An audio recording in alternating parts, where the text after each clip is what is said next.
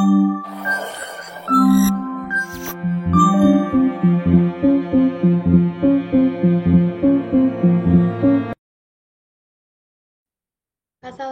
warahmatullahi wabarakatuh.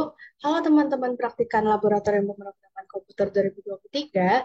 Di sini aku Putri. Aku mau jelasin tentang modul 3, yaitu pengantar Python menggunakan VS Code. Nah, tujuan kita untuk mempelajari modul ini yang pertama, yaitu untuk memahami dasar-dasar Python khususnya pada VS Code.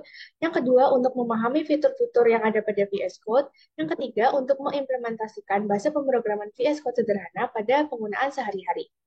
Nah, untuk yang pertama aku akan jelasin dulu tentang Python. Python itu awalnya dirancang oleh Guido van Rossum pada tahun 1980. Nah, Python itu adalah bahasa pemrograman interpretif yang dianggap mudah dipelajari serta berfokus pada keterbacaan kode. Python diklaim sebagai bahasa pemrograman yang memiliki kode-kode pemrograman yang sangat jelas, lengkap, dan mudah untuk dipahami. Python secara umum berbentuk pemrograman berorientasi objek, pemrograman imperatif, dan pemrograman fungsional. Python dapat digunakan untuk berbagai keperluan pengembangan perangkat lunak dan dapat berjalan di berbagai platform sistem informasi. Nah, di sini aku akan jelasin tentang IDE Python. IDE Python itu atau Integrated Development Environment itu adalah software praktis yang berfungsi sebagai editor teks, debugger, dan compiler dalam satu tools. Nah, IDE itu dirancang untuk membuat coding lebih mudah bagi developer. Jadi, pada dasarnya, IDE itu adalah aplikasi yang memfasilitasi pengembangan aplikasi dan menyediakan interface pusat yang menampilkan semua alat coding.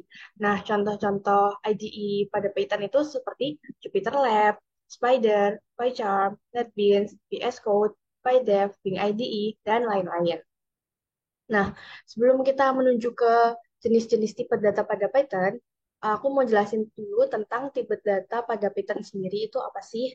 Nah, tipe data pada Python itu merupakan salah satu media atau memori pada perangkat komputer yang dipergunakan untuk menampung segala jenis informasi. Untuk tipe data pada Python sendiri itu dibagi menjadi dua. Yang pertama itu primitif dan yang kedua non-primitif. Nah, untuk primitif sendiri itu tipe data dasar pada Python yang berisi nilai data murni. Contohnya integer, float, string, boolean. Nah, untuk yang non-primitif, itu tipe data yang tidak hanya menyimpan nilai, tapi juga sekumpulan nilai dalam bentuk atau format yang berbeda-beda. Contohnya list, tuple, dictionary, array, set, and files. Nah, di sini aku juga akan jelasin secara lebih spesifik untuk tipe-tipe datanya. Yang pertama ada boolean, itu contohnya true or false.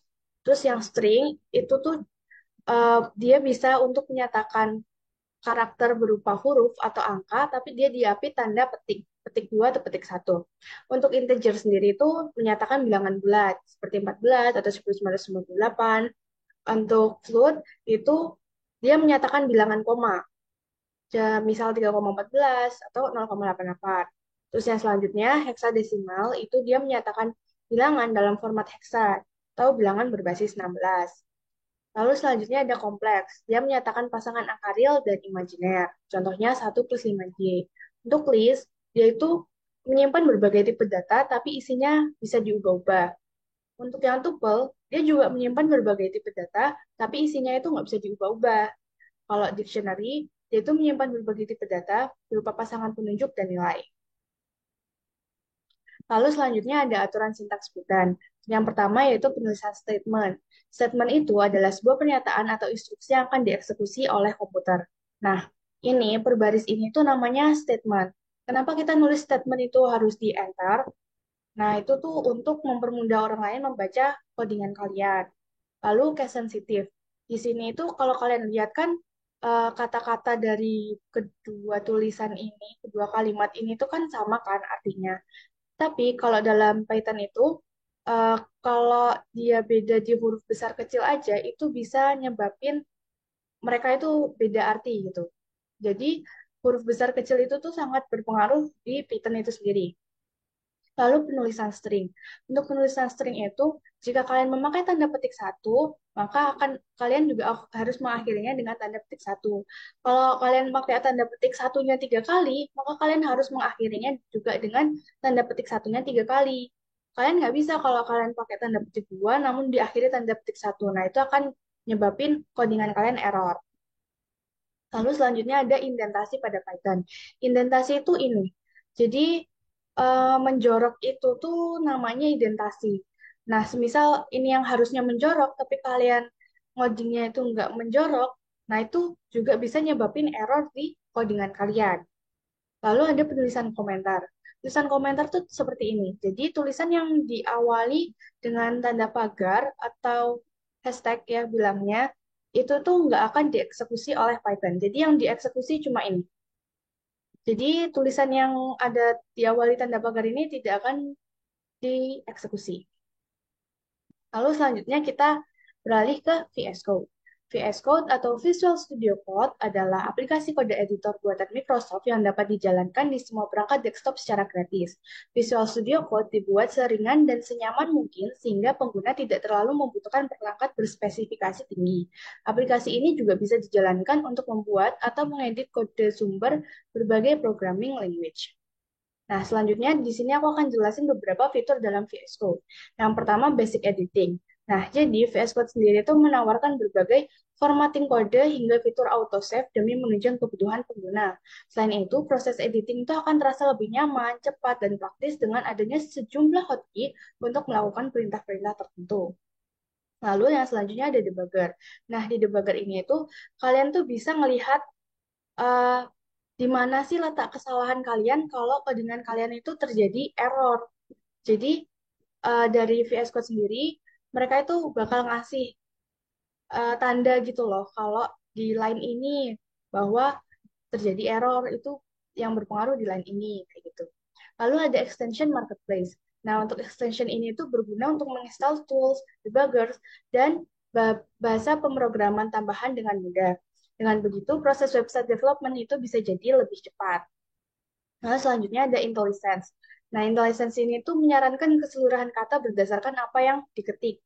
Nah, cara kerjanya itu seperti autocomplete gitu. Lalu ada GitHub Integration, di mana dengan fitur ini itu kita dapat berkolaborasi dan berbagi kode dengan rekan tim dalam satu wadah. Nah, selanjutnya di sini ada studi kasus. PT Semen Indonesia merupakan perusahaan di sektor industri dasar dan kimia. Perusahaan ini sedang bekerja sama dengan MPKM pada program Magang Merdeka dan Studi Independen, sehingga akan menerima mahasiswa yang akan mengikuti program tersebut. Maka dari itu, PT Semen Indonesia membutuhkan form biodata dan persyaratan lainnya yang harus dipenuhi pelamar agar dapat diterima untuk mengikuti program MPKM. Buatlah form biodata CV tentang data diri agar PT Semen Indonesia dapat menyeleksi para pelamarnya. Jadi langsung aja kita buka VS Code setelah kita belajar studi kasus tadi. Nah, jadi sebelum kalian memulai untuk membuat codingan, yang pertama pastikan dulu kalian udah mendownload atau menginstal Python di ini, extension marketplace. Nah, jadi kalian tinggal search aja Python, lalu kalian install yang ini. Nah, kalau udah, kalian ke Explorer, lalu kalian open folder, lalu kalian buat folder untuk menyimpan codingan kalian, terserah kalian mau pakai judul apa. Nah, kalau udah, kita klik ini, new file, lalu kalian buat judul untuk file codingan kalian sendiri, dan jangan lupa untuk .py, lalu enter. Nah, kita mulai untuk membuat codingannya. Aku mau buat komentar dulu. Jadi ini tuh nggak akan ke eksekusi. Jadi kita akan membuat program data. Yang pertama kita input data terlebih dahulu. Datanya itu seperti nama, masukkan nama lengkap,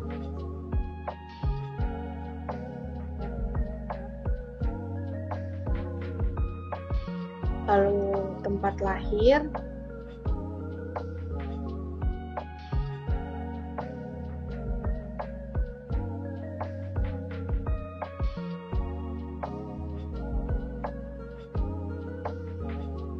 lalu ada tanggal lahir, nah di sini itu yang namanya IntelliSense. Jadi dia itu akan menyarankan kata-kata yang kalian ketik seperti itu. Sorry, klik tadi.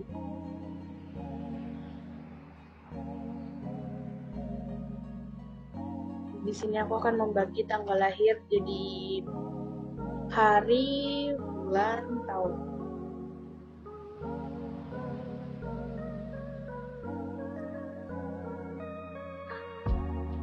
Ada alamat.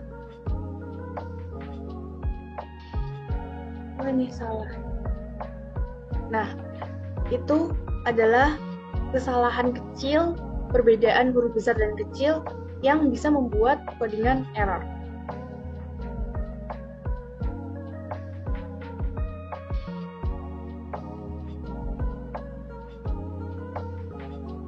Jadi dalam Python sendiri itu ya memang perbedaan huruf besar kecil itu sangat berpengaruh.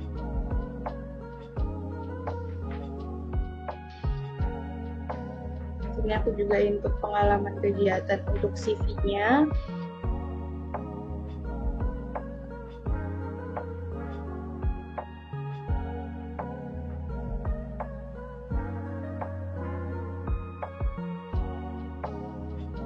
Lalu ada terakhir.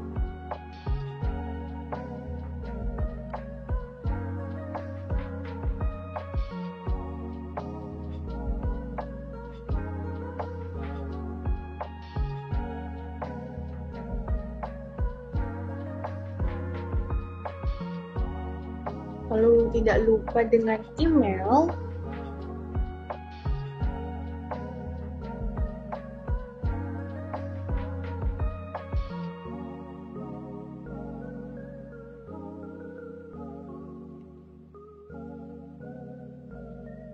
Dan nomor HP.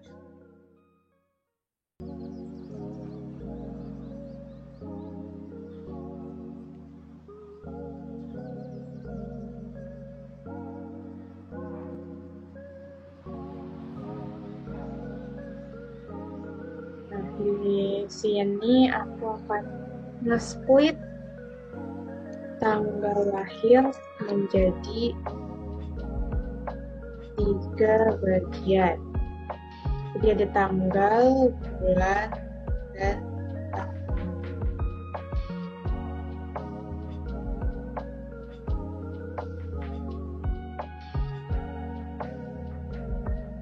Split.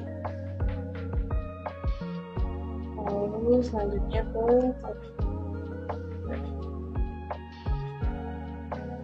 jadi kita tinggal print aja apa yang kita panggil tadi.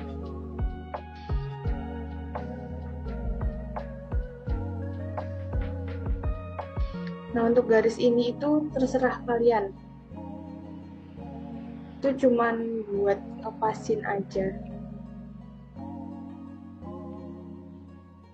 Kalian mau buat 20, 25, terserah.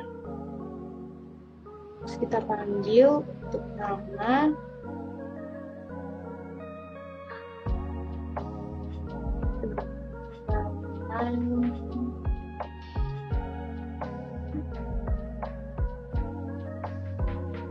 Terus kita print tempat lahir.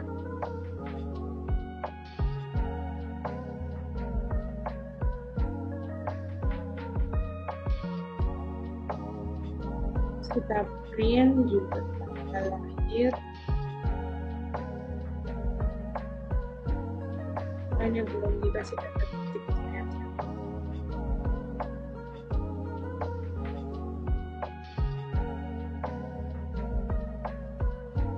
Kita print alamat.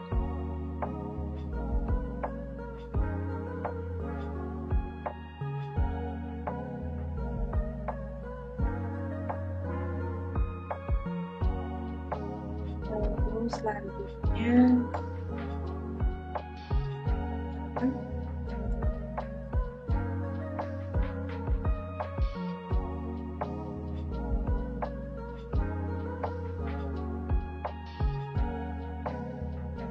pengalaman kegiatan, sorry, ini juga salah. Kalian harus teliti ketika mengaji. Pendidikan terakhir.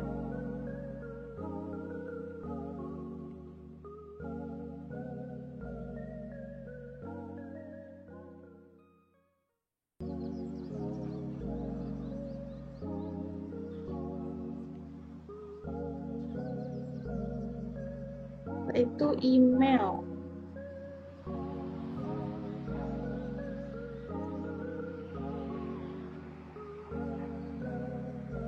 Dan terakhir adalah HP.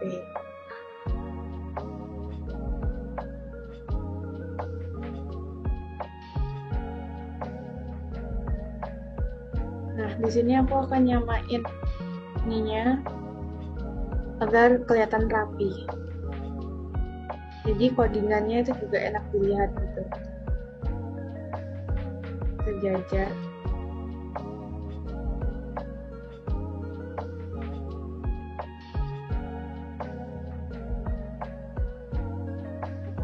Untuk nutupnya, aku akan print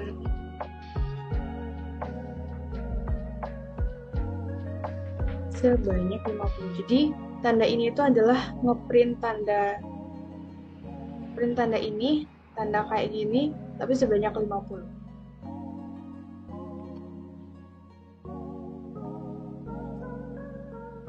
Terima kasih telah mengisi form CV Yamas.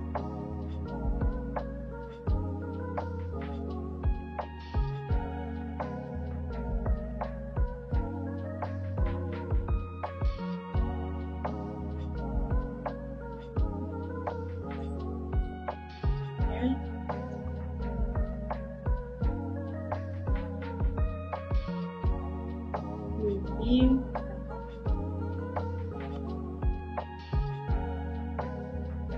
lalu print lagi banyak. Oke, ini codingan udah jadi, kita tinggal run aja. Ini namanya debugger yang tadi. Dan kalau ada terjadi kesalahan, kalian juga bisa lihat di kolom ini. Masukkan nama lengkap.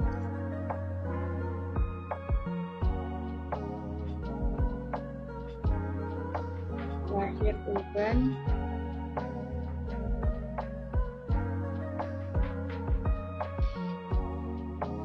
Nama lengkap.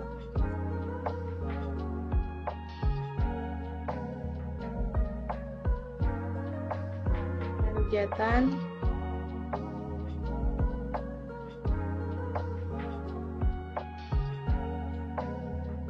Dan terakhir assignment. Alamat email.